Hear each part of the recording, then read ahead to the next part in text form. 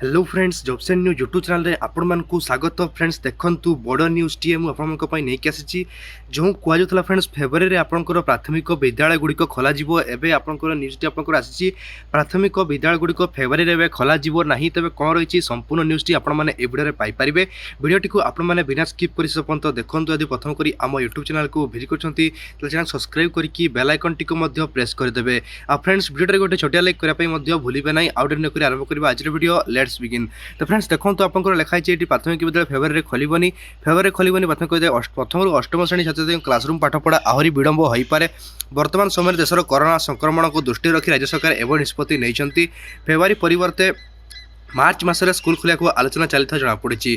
February शेष सप्ताह में प्राथमिक स्कूल खोलने नहीं विद्यालय और गणशिक्षा विभाग योजना करथिला। ताहाकु मध्य नजर रखी एसओपी मध्य प्रस्तुत होइतिला। किभଳି भाबे स्कूल खोलिबो केते समय पाठपढ़ा हबो। फेब्रुआरी मासरे प्राथमिक विद्यालय खोलिया पर नेचरक पक्षर गणशिक्षा विभाग अनुमति दिया जाय नाही।